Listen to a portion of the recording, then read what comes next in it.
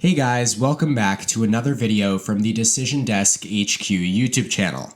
Continuing in our analysis of the 2024 Electoral College map and that all-important race to 270 electoral votes, let's take a look at each party's easiest path to reaching that number.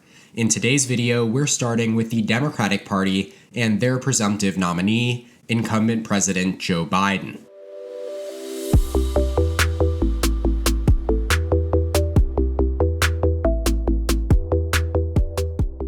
Now, 538 electoral votes will be at stake on that fateful night, November 5th, 2024.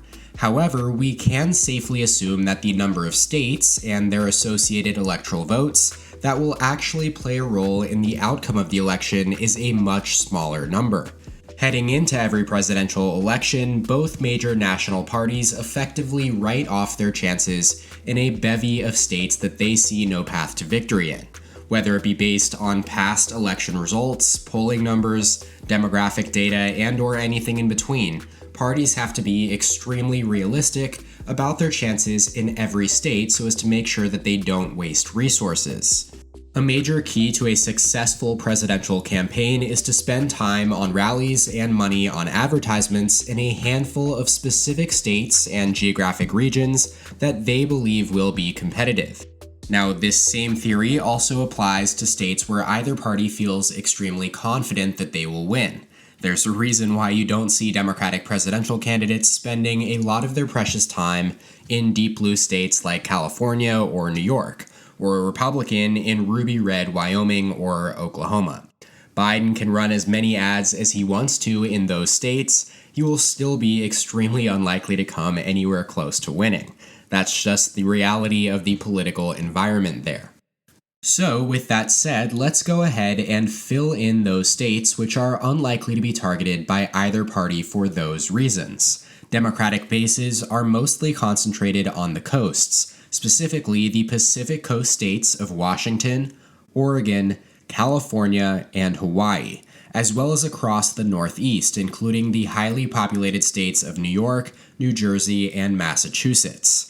Illinois is the lone safe Democratic state in the middle of the country, where the big blue city of Chicago dominates the political landscape of the state. Republicans perform strongest across the middle of the country and in the South. Although there are more safe Republican states than safe Democratic states, they tend to be smaller in population, and therefore have fewer electoral votes to their name. Overall, Democrats have an 181 to 125 electoral count advantage, at least in terms of these non-competitive states that both Biden and Trump won by at least 10 points, and in most cases much more in 2020. Now, with all of that being said, let's get into the big question of the video. What is Joe Biden's easiest path to victory in 2024? And by easiest, we mean a realistic path for Biden to reach 270 electoral votes with the least difficulty possible. Regardless of who he faces, it is going to be a close race with relatively few voters in a handful of states likely to determine the outcome. Thus, Biden's easiest path will likely be one in which he has to win as few states as possible. Let's start by adding all of the remaining states that he won by more than 5 percentage points in 2020 into his column as likely blue: Colorado, New Mexico, Nebraska's 2nd Congressional District, Minnesota, Virginia, New Hampshire, and Maine. That brings his tally up to 226 electoral votes, just 45 shy of 270.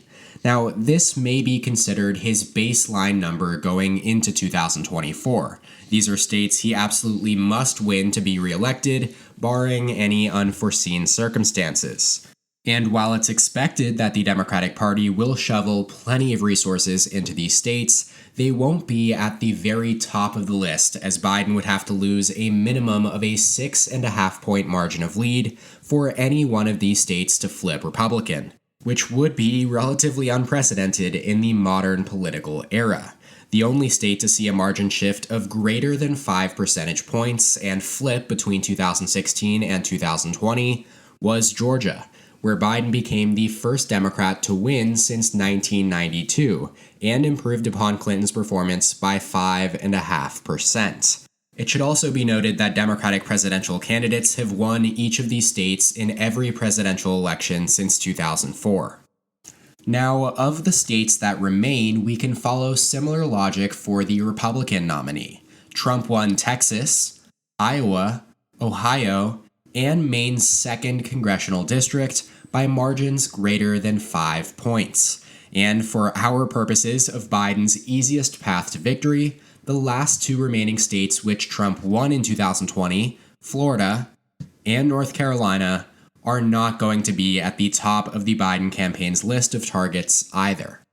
So, if you've been paying attention to presidential electoral politics since the 2020 election, you've probably become accustomed to seeing these 6 states being labeled as the essential battlegrounds: Nevada, Arizona, Georgia, Pennsylvania, Michigan, and Wisconsin. Their 77 electoral votes will be the center of attention on election night and for each campaign in the fall buildup. In fact, Biden's first 2024 re-election campaign ad buys began in Arizona, Michigan, Nevada, Pennsylvania, and Wisconsin. Now, given that Biden won each of these states in 2020, it may be easiest to work backwards. Let's place all of them in the lean Democrat column for now, and then determine which of these states he can most afford to lose and/or is least likely to hold. To do that, let's first take a look at a few key data points that may help us get there. For the purposes of this video, once again, let's focus exclusively on Biden versus Trump polls, as he is the president's most likely opponent at this point in time. They have Biden ahead of Trump by 1 point in Nevada, 2 points in Arizona, 1 point in Georgia, 4 points in Pennsylvania, 3 points in Michigan, and 3 points in Wisconsin. Of course, it would be irresponsible to make any predictions based on one poll. That's why polling averages exist, and even then, polling is far from a decisive factor. So let's also take a look at 2020 presidential election margins. In order from largest to smallest for Biden, he won Michigan by 2.8%, Nevada by 2.4%, Pennsylvania by 1.2 points, Wisconsin 0.6, Arizona by 0.3, and Georgia by 0.2%. In terms of margin swing, how these states shifted from 2016 to 2020, again from largest to smallest, Georgia, as aforementioned, swung 5.5 points towards Biden, Arizona by 3.8%, Michigan 3%, Pennsylvania 1.9%, Wisconsin 1.4%, and then Nevada actually shifted 0.03% toward Trump, a very marginal shift at that. These are just a few data points we can use this far out from the election, and they don't necessarily paint a very clear picture. Although Georgia and Arizona were the closest races in 2020, they did see the biggest pro-Democrat movement after 2016. Meanwhile, Nevada is the only one of these states that Trump did not win in 2016, but Biden has not polled particularly well in Nevada, and it stayed stagnant in 2020 while almost every other state in the country moved to the left.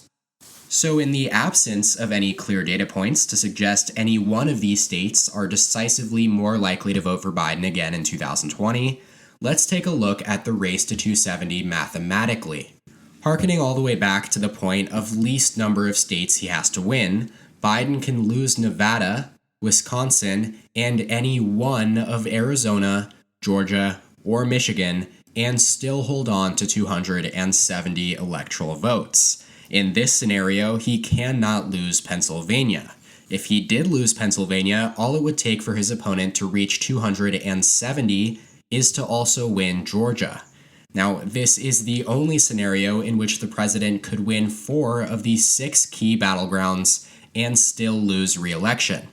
Conversely, there is no scenario in which he can win just 2. as even if he takes Pennsylvania and Georgia, the states with the most electoral votes at 19 and 16 respectively, he still only has 261 in total. He would still need to win one of Arizona, Wisconsin, or Michigan. So at least from this viewpoint, it seems that Biden's easiest path to victory would probably need to include Pennsylvania. Then, if we consider his margin of victory in 2020, and the state's pro-Biden swing, as well as positive 2022 midterm results for the Democratic Party, Michigan and its 15 electoral votes may seem like the next most logical choice to add to his tally. But even there, it would be disingenuous to suggest that this is his easiest way forward, as you can't truly quantify the difficulty of winning a state, and definitely not this far out from Election Day. But nevertheless, you can make a pretty safe bet that his path to re-election will be through some combination of winning as many of these 6 states as possible. That is all for this Decision Desk HQ video. Thank you guys so much for watching. Make sure to click that like button down below if you did indeed like the video, and subscribe to the channel down below if you haven't already. Also, check out more content from our channel here, and we'll catch you next time.